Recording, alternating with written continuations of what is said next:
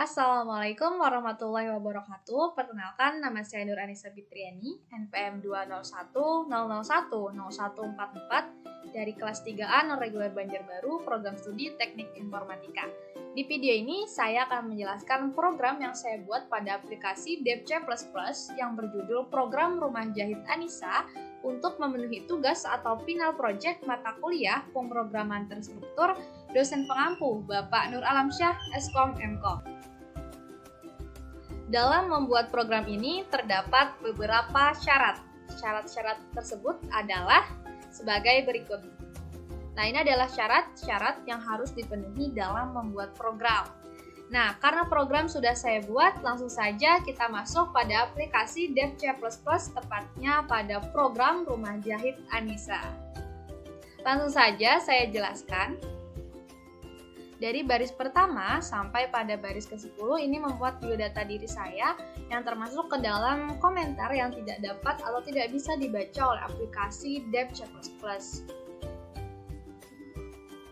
Kemudian pada baris ke-12 sampai pada baris ke-14 ini terdapat tagar iCloud iStream, iCloud string.h, ada iCloud stdlib.h. Nah, ketiganya ini termasuk ke dalam header yang dapat menjalankan fungsi-fungsi standar bahasa C++. Nah, kode iCloud sendiri ini berfungsi untuk menjalankan isi file header saat program dikompil. Nah, berikutnya di sini kita akan bahas apa itu iCloud iStream. Nah, iCloud iStream atau input-output stream merupakan fungsi utama yang ada pada DevC++. Tanpa menggunakan iCloud iStream, semua fungsi yang ada pada DevC++ tidak akan berfungsi. Kemudian yang kedua ini ada iCloud string.h. Nah, gunanya agar kita dapat memasukkan fungsi string di dalam kondisi yang kita buat. Kemudian yang ketiga ada iCloud stdlib.h. Nah, iCloud stdlib.h ini agar kita dapat memasukkan fungsi sistem CLS yang digunakan untuk membersihkan layar pada program yang akan dijalankan, sehingga program dapat menentukan saat untuk menghapus data yang telah dijalankan tanpa menutup program tersebut dan membukanya kembali. Kemudian beralih pada baris ke-16 yaitu using namespace std diakhiri dengan titik koma. Nah, using namespace std sendiri bertujuan agar kita tidak perlu menulis namespace std di setiap perintah cin dan cout nantinya.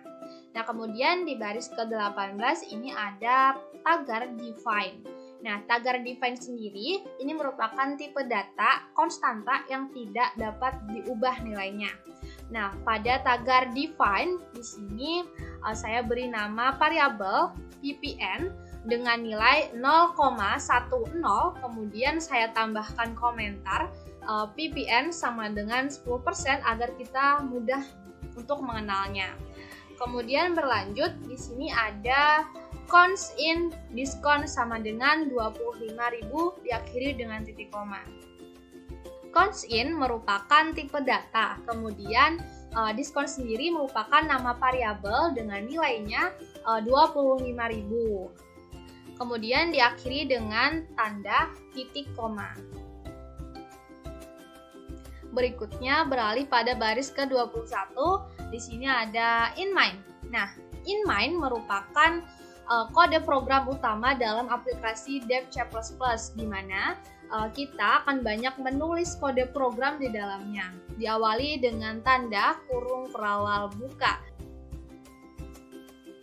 Pada baris ke-24 ini terdapat yang namanya char. Nah, char sendiri adalah tipe data yang memungkinkan kita untuk menyimpan data dalam bentuk karakter. Char merupakan variabel teks yang hanya bisa memasukkan karakter tunggal, dapat berupa huruf, angka, dan simbol. Contohnya saja seperti huruf A, B, C, dan D. Kemudian di sini saya beri nama variabel, yaitu variabel nama, jenis pakaian, kemudian size, nomor telepon, alamat, dan bag. Agar pada variabel char dapat ditambahkan lebih dari satu karakter, maka saya menambahkan fungsi array dengan nilai 50 untuk variabel nama, kemudian 5 untuk jenis pakaian, 10 untuk size, 15 untuk nomor telepon, dan 20 untuk alamat. Berikutnya pada baris ke-25 di sini ada int atau integer. Nah, integer merupakan tipe data numerik yang memungkinkan kita untuk menyimpan data dalam bentuk bilangan bulat. Di sini terdapat variabel dengan nama orderan, order, jumlah, total, dan lain-lain sesuai dengan program aplikasi yang saya buat. Oke, kemudian berlanjut di sini ada bool atau boolean. Di sini bool merupakan tipe data yang dapat memiliki nilai dari dua pilihan, yaitu true dengan nilai 1, kemudian false dengan nilai 0. Nah, bool sendiri digunakan untuk memberikan dan memastikan kebenaran dari sebuah operasi atau kondisi program. Di sini saya memberikan nama variabelnya yaitu variabel saldo. Tidak lupa pula diakhiri dengan simbol titik koma. Kemudian lanjut pada baris ke-30, di sini ada do yang diawali oleh tanda kurung kurawal buka, kemudian di sini ada sistem yang diiringi dengan CLS atau clear screen yang fungsinya sudah saya sebutkan seperti di awal. Langsung saja masuk pada bagian cout. Di sini cout sendiri merupakan keluaran yang fungsinya untuk menampilkan teks, file maupun simbol pada program yang merupakan hasil olahan data sebelumnya. Menggunakan objek cout sendiri membutuhkan insertion operator dengan tanda kurang dari di antara objek dengan ekspresi. Kemudian diikuti dengan tanda kurang dari, di sini ada NL atau nline yang fungsinya sebagai enter pada program. Di sini masih ada pada baris 36 yaitu cout kurang dari NL. NL sendiri fungsinya masih sama, yaitu untuk enter pada program. Lalu pada baris ke-37 di sini ada cout yang diiringi dengan masukkan nama Anda. Agar saya dapat menambahkan atau memasukkan nama saya, maka saya memerlukan perintah cin dan membutuhkan expression operator yaitu tanda lebih dari yang diletakkan di antara objek dan ekspresi. Untuk variabel nama sendiri ini berfungsi untuk tempat penyimpanan data maupun memori. Begitupun dengan nomor telepon dan alamat. Keduanya merupakan tempat penyimpanan data maupun memori. Di sini kemudian di baris ke-40 ada cout kurang dari NL. Nah, NL atau nline ini fungsinya masih sama, yaitu untuk enter pada program. Lalu pada baris ke-41 sampai dengan baris ke-55 ini merupakan pilihan jenis pakaian yang bisa diorder di rumah jahit Anissa. Nah, langsung saja kita pada baris ke-57. Di sini ada cout, masukkan orderan berdasarkan nomor, di mana kalimat tersebut akan tampil pada program yang kita buat nantinya. Nah, di sini kita dapat menginputkan pilihan jenis pakaian di antara nomor 1 sampai dengan 12 dan otomatis akan masuk ke dalam variabel orderan. Kemudian masuk ke dalam percabangan. Pada percabangan, tepatnya di baris ke-61 ini terdapat switch. Nah, switch sendiri adalah pernyataan penyeleksian untuk manipulasi jalannya aliran program berdasarkan kondisi ekspresi. Nah, pernyataan switch ini diawali dengan kata kunci switch, kemudian diikuti dengan conditional expression yang diapit oleh tanda kurung di mana terdapat variabel di dalamnya. Nah, ini adalah variabel yang digunakan yaitu variabel orderan. Kemudian diiringi lagi dengan tanda kurung kurawal buka dan kondisinya diawali dengan case 1.2. Kemudian di baris ke-64 ini ada strcpy atau string copy yang tujuannya digunakan untuk menyalin string ke variabel tujuan. Kemudian pada baris ke-64 ini ada break yang diakhiri dengan titik koma. Nah, break sendiri ini digunakan untuk memberhentikan sebuah kondisi, di mana jika kita memilih angka atau nomor 1, maka kondisi akan berhenti pada nomor 1 atau tidak akan berlanjut pada nomor-nomor berikutnya. Kemudian pada case 2, di sini tepatnya di baris ke-67 ada variabel i sama dengan 1 yang fungsinya untuk memberikan harga atau nilai pada sebuah jenis pakaian yang akan diinput-kopikan. Kemudian mengapa pada case 1 tidak terdapat variabel i? Di sini karena di awal tepatnya pada bagian integer di sini kita sudah menginputkan variabel i sama dengan 0. Itu artinya pada bagian case 1 variabel i-nya adalah 0. Kemudian sampai seterusnya. Kemudian pada baris ke-109 di sini ada default titik 2. Nah, di mana jika semua tidak terpenuhi atau tidak ada yang memilih di antara case 1 sampai dengan case 12, maka program tidak akan muncul atau pilihan tidak akan muncul.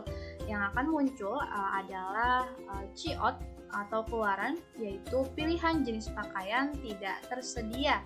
Nah, setelah itu maka program akan otomatis mengulang dari pernyataan di awal, yaitu cout silahkan pilih orderan Anda. Nah, berlanjut di sini ada cout tepatnya di baris ke-115. Cout pada baris ke-115 yaitu cout Anda memilih dengan variabel jenis pakaian. Nah, ini maksudnya adalah di mana program akan menampilkan jenis pakaian yang nomornya telah diinputkan tadi. Kemudian di baris ke-116 ada cout NL atau Nline. Ini Nline masih sama fungsinya, yaitu untuk memberikan enter pada program. Kemudian berlanjut ke baris ke-118. Di sini tersedia size S, M, LXL, XXL, dan XXXL. Di sini diakhiri dengan Nline atau enter pada program. Kemudian pada baris ke-119 di sini ada cout Anda memilih size diiringi dengan sein dengan variabel size. Nah, di sini itu artinya kita dapat menginputkan salah satu size yang tersedia ke dalamnya. Kemudian ke baris 120 di sini ada cout NL atau Nline untuk enter pada program. Lalu pada baris ke-121 di sini ada cout jumlah jenis pakaian yang diorder diiringi dengan chain dengan variabel jumlah. Ini di mana kita dapat menginputkan jumlah pakaian yang akan kita order di dalamnya. Lalu lanjut ke baris ke-123. Di sini adalah proses perhitungan pembayaran atas orderan, dimulai dari order sama dengan jumlah dikali harga. Nah, I merupakan variabel yang digunakan untuk menyesuaikan case-case yang ada di atas tadi. Lanjut, di sini di baris ke-124 ada pajak sama dengan order dikali PPN. Nah, untuk PPN-nya sendiri ini sudah diinput di atas, tepatnya di bagian define ini dengan nilai 0,10. Kemudian untuk totalnya di sini ada pajak ditambah order diakhiri dengan titik koma. Lalu pada baris ke-126 ini ada cout kurang dari NL atau Nline diakhiri dengan titik koma. Nline sendiri fungsinya untuk enter pada program. Berikutnya masuk ke baris 128. Di sini ada yang akan tampil yaitu rumah jahit Anissa diiringi dengan cout pada baris 130 yaitu slice T nama customer. Nah, slice T sendiri ini berfungsi untuk memberikan perintah tab pada program. Berikutnya di sini ada variabel nama, nomor telepon, alamat, jenis pakaian, dan size. di mana saat program berjalan, ini akan muncul secara otomatis atau tampil pilihan yang kita input tadi. Begitupun pada variabel jumlah, di sini ada keterangan tambahan yaitu VGS yang nantinya berfungsi sebagai keterangan berapa jumlah pakaian yang kita order. Berikutnya beralih pada baris ke-136 yaitu COT/T harga jenis pakaian. Nah, harga jenis pakaian akan muncul sesuai cash yang kita pilih atau kita input tadi, kemudian akan dikalikan dengan jumlah pakaian yang kita pilih untuk menentukan total pembayaran. Lalu pada baris ke-137 yaitu COT/T pajak penanganan, di mana pajak penanganan ini ditulis untuk memperlihatkan total pembayaran setelah pajak dikenakan. Nah, untuk COT/T total pembayaran sendiri ini adalah hasil dari penambahan nilai atau harga dari COT harga jenis pakaian dan COT pajak penanganan. Kemudian di sini beralih pada baris ke-140 yaitu if. Nah, if adalah percabangan. Di sini variabelnya yaitu variabel jumlah. Nah, jika jumlah lebih dari sama dengan 3, maka kalian akan mendapatkan diskon atau potongan harga. Tetapi jika tidak, maka kalian tidak akan mendapatkan diskon atau potongan harga.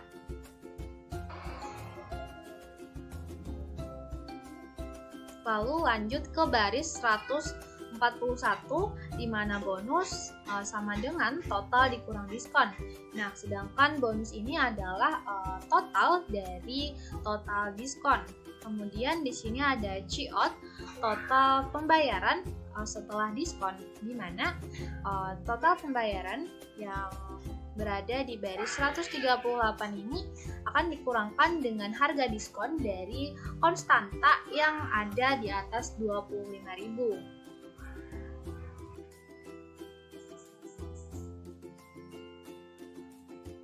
Selanjutnya pada baris ke-149 yaitu terdapat COT, silahkan lakukan pembayaran di sini. Di mana ini adalah merupakan baris yang digunakan agar kita dapat membayar pakaian yang kita order atau menginputkan nilai uang. Jika nilai uang yang kita inputkan kurang, maka kita akan masuk ke perulangan. Di sini pada baris ke-153 ada perulangan while, di mana sistem perhitungannya jika bayar kurang dari total maka sama dengan saldo. Kemudian di sini ada COT, saldo Anda kurang, silahkan bayar lagi. Maka lakukan pembayaran hingga saldo terpenuhi. Jika sudah terpenuhi, maka akan masuk ke proses kembalian. Di mana di sini akan muncul nilai uang yang dibayar dan nilai uang kembalian. Lalu akan muncul COT atau keluaran apakah Anda ingin order lagi. Jika Anda ingin mengorder lagi, maka kalian tinggal inputkan saja huruf Y, tetapi jika tidak, maka kalian inputkan saja huruf T. Nah, jika kalian menginputkan huruf Y, maka otomatis akan kembali ke proses order dari awal. Tetapi jika kalian menginputkan huruf T, maka program akan berakhir diiringi dengan orderan Anda akan selesai 7 hari lagi dan langsung dikirim ke alamat tujuan. Terima kasih sudah order di Rumah Jahit Anissa. Kemudian di paling bawah di sini ada return 0, yaitu berfungsi untuk mengakhiri program C++. Nah, langsung saja kita jalankan programnya dengan menekan tombol F11 pada keyboard, maka akan otomatis muncul tampilan seperti berikut ini.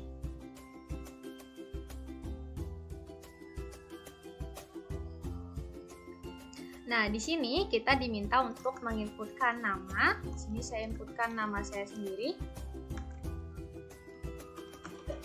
Kemudian nomor telepon.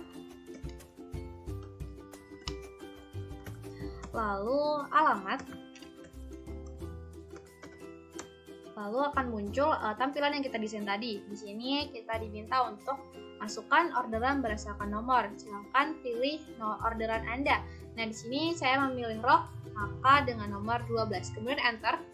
Di sini diminta untuk menginputkan size atau ukuran yang kalian inginkan. Di sini saya menggunakan ukuran M misalnya. Kemudian klik enter. Di sini ada jumlah jenis pakaian yang akan diorder. Nah, kalian ingin mengordernya berapa? Di sini saya pilih 2 saja, kemudian klik enter. Nah, akan muncul seperti ini. Ada nama customer, kemudian nomor telepon, alamat, jenis pakaian, size-nya, kemudian jumlah orderan. Di sini ada harga jenis pakaian, ini langsung dikalikan banyaknya jumlah orderan. Kemudian di sini ada pajak penangannya sebesar 20.000. Nah, total pembayaran sendiri adalah jumlah dari harga pakaian dengan pajak penanganan. Lalu di sini ada opsi silahkan lakukan pembayaran di sini. Di sini saya akan inputkan saja misalnya sebesar 200.000. Nah, saldo Anda kurang, silahkan bayar lagi. Nah, kita inputkan saja misalnya 50.000. Oke, kita mendapat uang kembalian sebanyak 30.000. Lalu muncul opsi apakah Anda ingin order lagi. Jika ingin order lagi, maka masukkan atau inputkan saja huruf Y, tetapi jika tidak, maka inputkan saja huruf T. Di sini saya akan menginputkan huruf Y. Oke. Program akan membersihkan layar dan memulainya dari awal. Di sini kita diminta untuk menginputkan nama, kemudian nomor telepon,